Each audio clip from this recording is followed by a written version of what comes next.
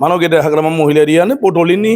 बिगोमासिब बिथाङासो मावगोन ओंखायनो बिथांनि खाथियाव फैनांगौ बिथांनो फोरमायनांगौ बोसोन होनांगौ गतिके राजखान्थियावनो बयबो हाबफाजोबोब्लाथ' गावजों गाव नांलायनायजोंनो समा थांबाय थागोन ओंखायनो बिनिफ्राय राजखान्थिनिफ्राय उदां जानांगौ जोंनि माने माहारियारि आफादफ्रा आरो ना बयहाबो मोनसे गोदान मिजिं दङ आरो जोंबो राजखान्थि खामग्रा हिसाबै आरो दा गोदानै आङो एमएलए देरहादों हिसाबै आंहाबो मिजिं दं एबारनि सरकारा जाहाथे मोजां बिखान्थि लाबावनानै आरो गोबां मोजां मोजां माखासे माने स्किमफोर जाहाथे गोदानै लायो आरो बेफोर जाहाथे जोंनि समस्तिनि रायजो राजाफोरनि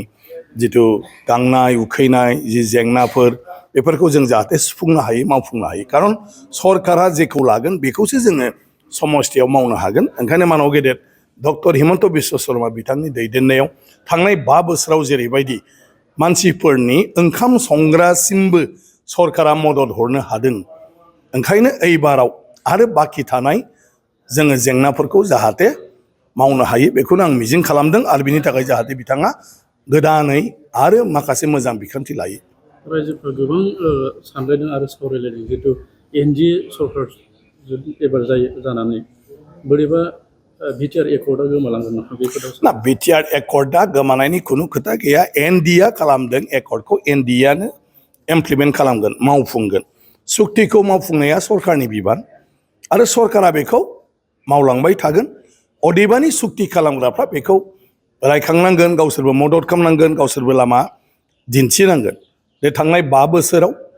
गासिबो गोरोबनानैनो खामानि मावदों आरो एबारबो खामानि मावलांबाय थागोन आरो इउपिपिएल गैयाबाबो माने जोंनि दानि एनडिए सरकारा बर' गोरोबथायाव जेफोर माखासे बाथ्राफोरखौ बुंदोंमोन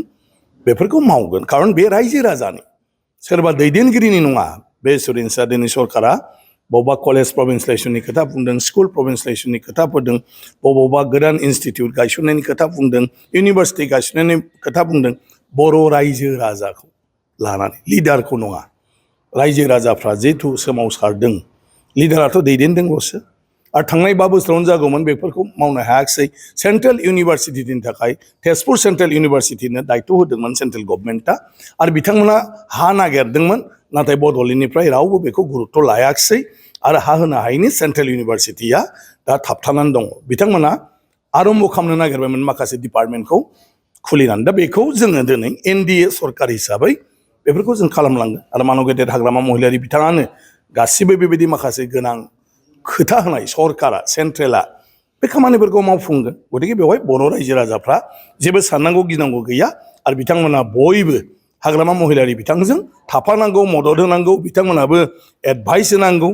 गासैबो जे राजखान्थि खालामनो गोनांथि गैया राजखान्थिखौ राजखान्थिगिरिफ्रा खालामगोन जायफ्रा एमएलए गेलेनो लुगैयो एमएलए जानो लुगैयो बिसोर खालामगोन राजखान्थि नाथाय बर'नि दैदेनगिरि रायजो राजा बर'नि सानसुमै बिथांमोनहा बर'नि बेफोर गोरोबथानि बाथ्राफोरखौ जायखि पार्टियानो जायाथों मानो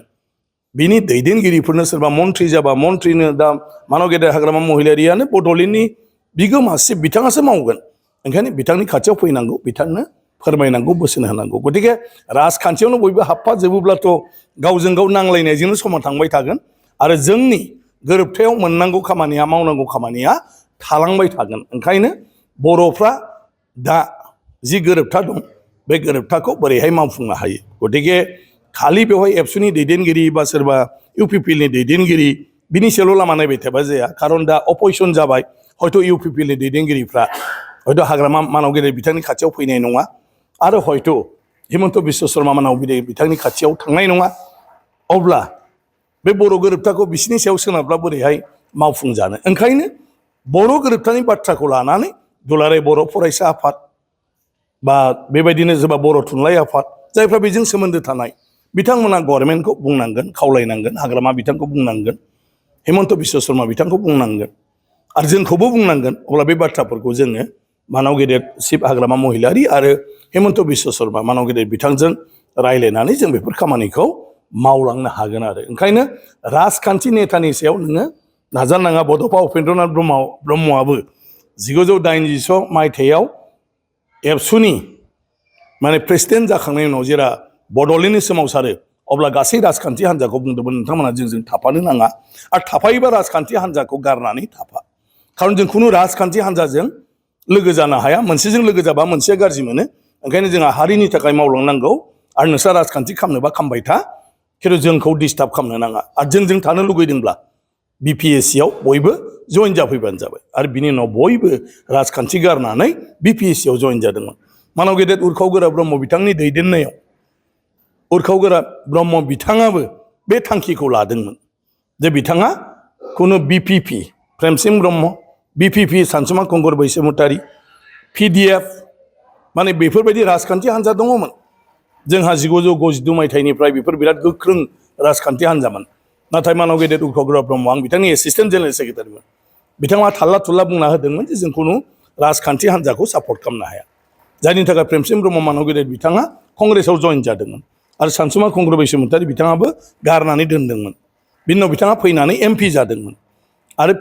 PDFआबो बिथांमोना माने माबा खालामनो हायाखैमोन आरो PDFखौ गारनानै मानसिफ्रा मानाव गेदेर उर्खाव गोरा ब्रह्म बिथांनि दैदेननाय नैथि खेबनि जिथु बड'लेण्डनि सोमावसारनाय बेवहाय बयबो बाहागो लादोंमोन गतिके बेजोंसो जाफुंसारदों 2003 मायथाइनि गोरोबथा नाथाय दा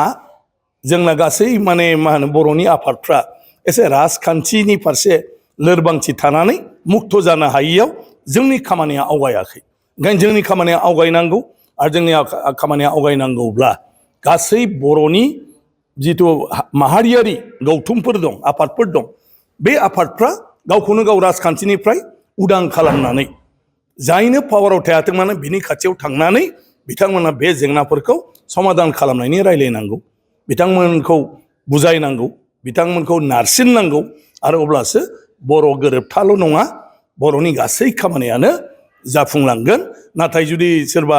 चिफ जानानै थानायखौनो गाज्रि मोनना रायबाय थायोबा सोरबा मन्थ्रि जानायखौनो रायबाय थायोब्ला सोरबा चिफ मिनिस्टार मानाव गेदेर हिमन्त बिश्व शर्मायानो सरकार सालायबाय थादों बेसो मावनांगौ बेखौनो जुदि गाज्रि मोननानै बिथांनि खाथियाव थाङा बिथांखौ लोगो हमा होनोब्ला अब्ला नाथाय जोंनि जेंनाया बिदिनो थाबाय थागोन ओंखायनो बिनिफ्राय राजखान्थिनिफ्राय उदां जानांगौ जोंनि माने माहारियारि आफादफ्रा आरो